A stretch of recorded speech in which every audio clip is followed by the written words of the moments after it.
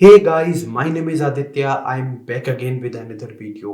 आज के इस वीडियो में हम डिस्कस करने वाले हैं what is web development versus app development.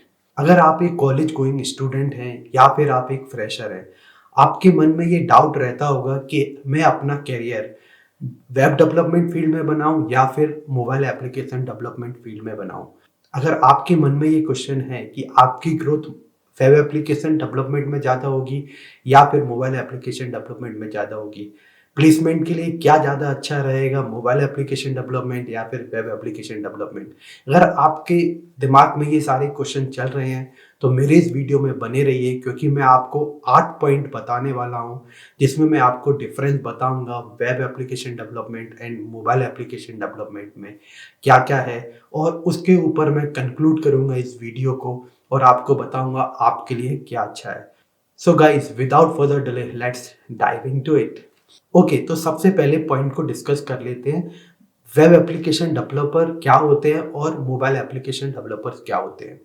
देखिए, वेब एप्लीकेशन डेवलपर्स वो होते हैं, जैसे आप किसी भी वेबसाइट को खोलते हैं, ठीक है, अपने सिस्टम पर।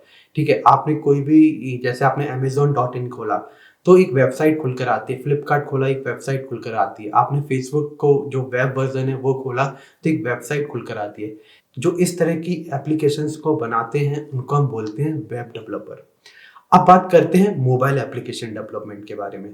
जैसा कि आपको पता है कि आजकल दो तरह के मोबाइल फ़ोन मार्केट में अवेलेबल हैं, एक एंड्रॉयड मोबाइल फ़ोन और एक आईफ़ोन।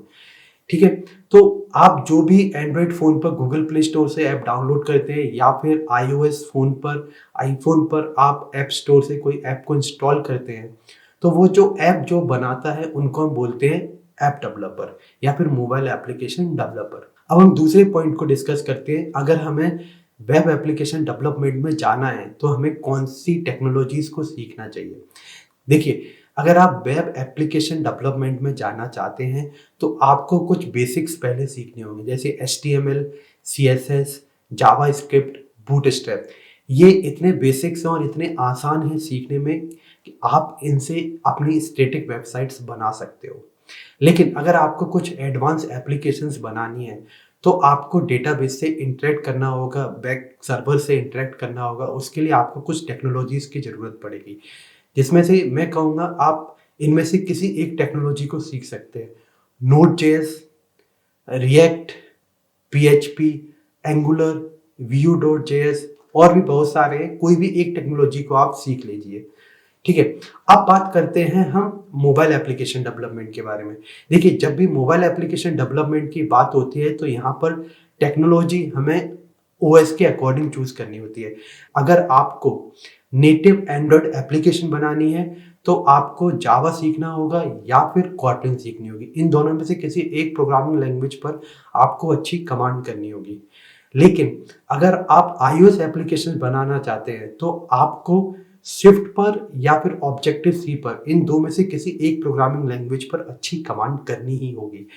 ठीक है, अगर आप नेटिव बनाना चाहते हैं तो ही।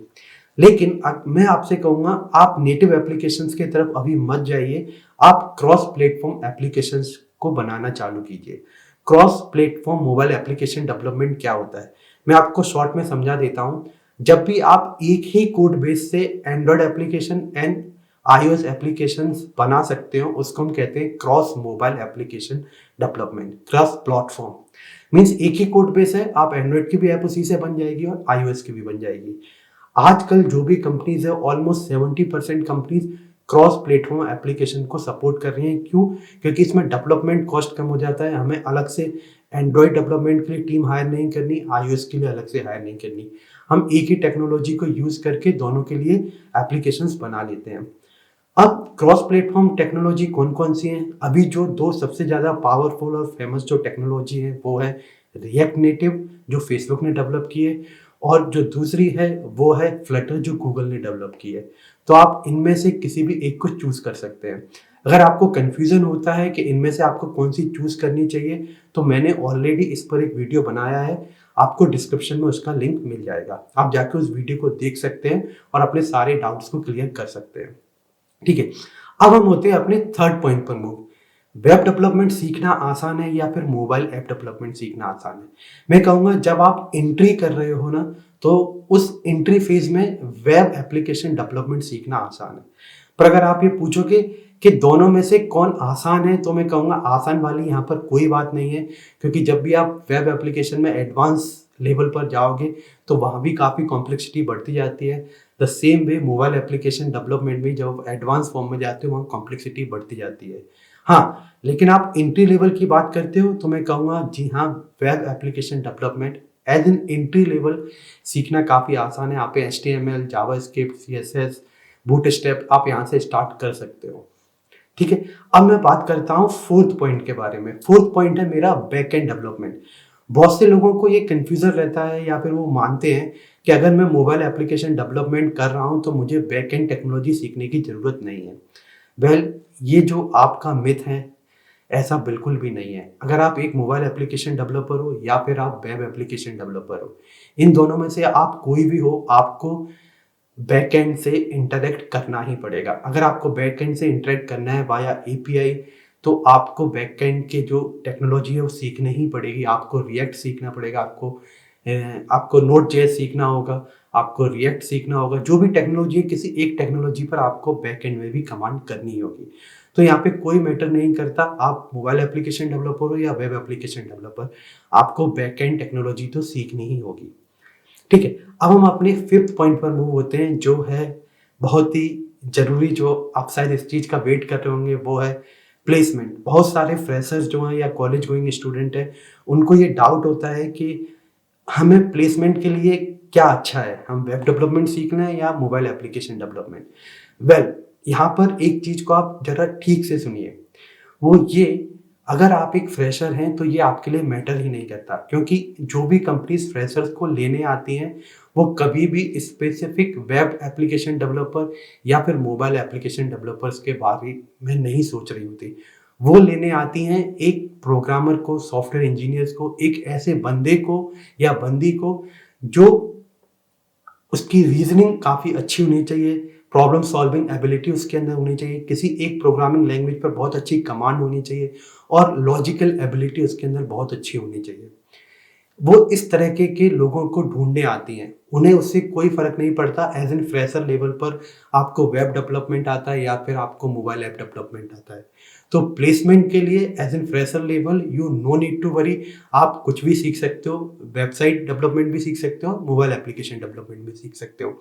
लेकिन अगर आप एक एक्सपीरियंस लेवल पर हो, एक कंपनी से दूसरी कंपनी में स्विच करना चाहते हो, तो जी हाँ, आपको ये बहुत ही स्पेसिफिक देखना होगा कि कंपनी किस तरह के बंदे को ढूंढ रही है। अगर वो मोबाइल एप्लीकेशन डेवलपर के बंदे को ढूंढ रही है तो आपको उसी के लिए प्रिपेयर करना चाहिए। अब हमारा जो सिक्स्थ पॉइंट है वो काफ़ी इंटरेस्टिंग है, जो है सैलरी। वेल, हमें वेब एप्लीकेशन डेवलपमेंट में अच्छी सैलरी मिल जाएगी, अच्छे पैकेज मिलेंगे, या फिर मोबाइल एप्लीकेशन डेवलपमेंट में अच्छे पैकेज मिलेंगे। मैं इस क्वेश्चन को भी टू पार्ट में डिवाइड करूंगा। अगर आप बात करते हैं पहले फ्रेशर के लिए, देखिए, अगर आप एक फ्रेशर हैं और आपके कॉलेज में कोई कंपनी आ रही है या फिर आप कहीं पर इंटरव्यू देने जा रहे हो, तो एक चीज़ तो जान लीजिए, आप चाहे वेब एप्लीकेशन डेवलपर हो या मोबाइल एप्लीकेशन डेवलपर हो, आपका पैकेज सेम ही रहने वाला है, उसमें कोई डिफरेंस नहीं होगा। क्योंकि एज एन फ्रेशर लेवल पर कंपनी खुद उन लड़कों को, लड़कियों को ट्रेन करते हैं जिनको वो हायर करते हैं, और अकॉर्डिंगली कि वो उनका किस में इंटरेस्ट है और वो किस में अच्छा कर रहे हैं, वो उस फील्ड में उनको ट्रांसफर कर देते हैं। तो जो पैकेज होता है जो स्टार्टिंग लेवल का, वो ऑलमोस्ट चाहे वेब डेवलपमेंट का हो चाहे मोबाइल एप्लीकेशन डेवलपमेंट का, स्टार्टिंग में ऑलमोस्ट सेम ही रहता है।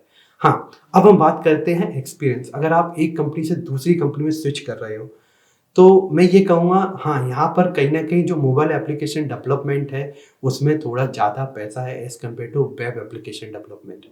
अब क्वेश्चन आता है, मोबाइल एप्लीकेशन डेवलपमेंट में ज़्यादा पैसा क्यों है? वेल, इसके जवाब के लिए आपको थोड़ा-सा पीछे जाना होगा। अगर आप देखोगे ऑलमोस्ट 80 और 85, सन 1985 और 80 से हम वेब एप्लीकेशन डेवलपमेंट करते जा रहे हैं। लेकिन अभी भी वेब एप्लीकेशन डेवलपमेंट का मार्केट डाउन नहीं हुआ है। हाँ, थोड़ा बहुत सैचुरेशन उसमें आया है, पर वो मार्केट डाउन नहीं हुआ है। उसमें नई-नई टेक्नोलॉजी, नोड.जेएस, रिएक्ट, ये नई-नई टेक्नोलॉजीज़, नए फ्रेमवर्क्स आते जा रहे हैं, जो नई कंपनियाँ उनको डेवलप कर रही हैं। तो वेब एप्लीकेशन मार्केट डाउन नहीं हुआ है, हाँ, पर कहीं न कहीं सैचुरेट हो गया है और दूसरा इसमें एंट्री करना आसान है, स्टार्टिंग में आप आसानी से एंट्री कर सकते हो, इसके जॉब भी ज़्यादा अवेलेबल है। तो यहाँ पर जो डिमांड है वो कम है और सप्लाई थोड़ी ज़्यादा है, जिसकी वजह से यहाँ पर जो पैकेजेस हैं वो थोड़े से कम जाते हैं। लेकिन आप इसी के दूसरी तरफ जब मोबाइल एप्लीकेशन डेवलपमेंट की बात करते हो तो आज से करीब 14-15 साल ही हुए हैं जो मोबाइल एप्लीकेशन डेवलपमेंट आया है। इसमें थोड़े अभी जो डेवलपर हैं वो वेब एप्लीकेशन के कंपैरिजन में कम सैचुरेटेड है ये मार्केट, और यहाँ पे डेवलपर उतने ज़्यादा नहीं है जितने वेब डेवलपर अवेलेबल हैं। जिसकी वजह से कंपनियों के पास जो डिमांड है वो ज़्यादा है और सप्लाई यहाँ पे थोड़ी-सी कम है, जिसकी वजह से इनको जो पैकेजेस हैं वो थोड़े हाई मिलते हैं। अब हम डिस्कस कर लेते हैं हार्डवेयर के बारे में। जब भी हम बात करते हैं हार्डवेयर के बारे में तो आपको यहाँ पे एक चीज़ का ध्यान रखना होगा। जब भी आप वेब एप्लीकेशन डेवलपमेंट करते हो तो आपको जो हार्डवेयर से मीनिंग है जो आपको सिस्टम चाहिए वो बहुत ही कम रिक्वायरमेंट का सिस्टम भी वेब एप्लीकेशन डेवलपमेंट के लिए काम करता है। फॉर एग्जाम्पल अगर आपको कोई वेबसाइट बनानी है तो सिंपल आपको एक ब्राउज़र चाहिए, कंप्यूटर में ब्राउज़र चाहिए जिस पे आप, और एक टेक्स्ट फाइल चाहिए जहाँ पे आप अपना HTML जावास्क्रिप्ट का कोड लिख सकते हो। तो इसमें किसी भी आपका अगर सिस्टम में सिर्फ 4 जीबी की रैम है तब भी आप वेब एप्लीकेशन डेवलपमेंट बहुत आसानी से कर सकते हो। लेकिन जब हम बात करते हैं मोबाइल एप्लीकेशन डेवलपमेंट के बारे में तो यहाँ पर जो हार्डवेयर है वो थोड़ा-सा कॉस्टली हो जाता है। क्यों? क्योंकि अगर मैं बात करूँ सिर्फ एंड्रॉयड एप्लीकेशन डेवलपमेंट के बारे में तो आपको कम से कम i3 सिस्टम तो चाहिए ही होता है और उसमें 8 जीबी रैम 16 जीबी रैम आपको चाहिए ही, तभी आपका जो एंड्रॉयड है, एंड्रॉयड स्टूडियो है वो प्रॉपर्ली वर्क करता है। तो यहाँ पर जो हार्डवेयर की रिक्वायरमेंट है मोबाइल एप्लीकेशन डेवलपमेंट में ओनली फॉर एंड्रॉयड, आपको थोड़ा अच्छा सिस्टम लेना पड़ेगा। लेकिन अगर आप iOS डेवलपमेंट करना चाहते हैं तो मैं आपको प्रेफर करूँगा आप जो एप्पल के सिस्टम्स हैं, मैकिन्टोश सिस्टम, मैक ओएस पर आपको शिफ्ट होना ही पड़ेगा। उसके लिए आप, अगर आपका बजट अच्छा है तो मैं कहूँगा मैकबुक प्रो खरीद लीजिए, वो जो बहुत ज़्यादा बेटर है प्रोग्रामिंग के लिए। लेकिन आपका बजट कम है तो आप मैकबुक एयर भी खरीद सकते हैं और अपना iOS जो डेवलपमेंट है उसको स्टार्ट कर सकते हैं। अब इसमें एक सबसे आखिरी पॉइंट है जो है ग्रोथ। हमें वेब डेवलपमेंट में अच्छी ग्रोथ मिलेगी या फिर मोबाइल एप्लीकेशन डेवलपमेंट में हमें अच्छी ग्रोथ मिलेगी? ये एक ऐसा क्वेश्चन है जो मुझे लगता है मेरी बात को आपको बहुत सीरियसली सुनना चाहिए और समझना चाहिए मैं आपसे क्या कहने वाला हूँ। देखिए, ग्रोथ कभी भी टेक्नोलॉजी पर, आप किस टेक्नोलॉजी पर काम कर रहे हो उस पे डिपेंड नहीं करती। Growth is very much about individual. कोई भी इंडिविजुअल बंदा ईयर बाय ईयर अपनी स्किल्स में क्या एनहांसमेंट कर रहा है, वो क्या नई चीज़ों को सीख रहा है और मार्केट के ट्रेंड के अकॉर्डिंग वो क्या-क्या नई चीज़ों को बिल्ड कर पा रहा है, उसके अकॉर्डिंग उसकी मार्केट में ग्रोथ होती है। मैंने ऐसे लोग भी देखे हैं जो मोबाइल एप्लीकेशन डेवलपमेंट से मार्केट में एंट्री किए, लेकिन 6-7 साल बाद उन्होंने कोई भी अपनी स्किल्स को एनहांस नहीं किया, तो उनका जो पैकेज थे वो बहुत ज़्यादा आगे नहीं गए। लेकिन इसी के उलट जब मैं बात करता हूँ, मैंने ऐसे बंदे भी देखे हैं जो वेब एप्लीकेशन डेवलपमेंट में आए, वो अपनी स्किल्स को एनहांस करते चले गए और आज एक बहुत अच्छे पैकेज पर बैठे हुए हैं, बहुत अच्छा पैकेज है उनका। तो ये जो ग्रोथ है ये कंप्लीटली इंडिविजुअल होती है। आप कितना अच्छा सीख रहे हो day day by day, year by year, आप कितना अच्छा ग्रोथ कर रहे हो अपनी फील्ड में, क्या नई चीज़ों को सीख रहे हो। तो ग्रोथ की आप जब भी बात करते हो, चाहे वो फिर वेब डेवलपमेंट हो या फिर app development, it does not matter. Matter क्या करता है, आप किस तरीके से चीज़ों को सीख रहे हो और कितना सीख रहे हो। तो ग्रोथ टेक्नोलॉजी से कोई लेना देना नहीं है इसका। ओके, अब इन सब चीज़ों को समझने के बाद कंक्लूजन क्या निकलता है इन पॉइंट्स का? तो कंक्लूजन में मैं आपसे सिर्फ इतना ही कहूँगा, देखिए आप चाहे वेब एप्लीकेशन डेवलपमेंट सीखें या फिर मोबाइल एप्लीकेशन डेवलपमेंट सीखें, इन सब चीज़ों में आपको ध्यान बस इतना रखना है, आप जो भी चीज़ सीख रहे हैं उस पर कमांड आपकी बहुत अच्छी होनी चाहिए, पहली पॉइंट। दूसरा पॉइंट, अगर आप अभी भी ये डिसाइड नहीं कर पा रहे हो कि मुझे मोबाइल एप्लीकेशन डेवलपमेंट सीखना है फिर या फिर वेब एप्लीकेशन डेवलपमेंट, तो मैं आपसे ये कहूँगा आप स्टार्टिंग में at least for 15 days web application development करके देखिए और फिर मोबाइल एप्लीकेशन डेवलपमेंट करके देखिए। आपको जिसमें ज़्यादा इंटरेस्ट आता है आप उस फील्ड को चुन लीजिए और इसमें कोई प्रॉब्लम नहीं है, ना तो आपको प्लेसमेंट में दिक्कत आएगी, ना आपको पैकेज में कोई दिक्कत आएगी, ना ही आपकी ग्रोथ में कोई दिक्कत आएगी। ये दोनों ही फील्ड आगे आने वाले टाइम में काफ़ी आगे बढ़ने वाली है, नई-नई टेक्नोलॉजी आने वाली है, तो आपको इसमें बिल्कुल भी सोचने की ज़रूरत नहीं है। सो गाइज़, आई होप आपके जो कुछ डाउट थे वो क्लियर हो गए होंगे। अगर आपके मन में अभी भी कोई डाउट है, तो मुझे नीचे कमेंट्स में बताइए, मैं उसका रिप्लाई ज़रूर करूँगा। Guys, thank you for watching. I will catch you in the next one. Bye.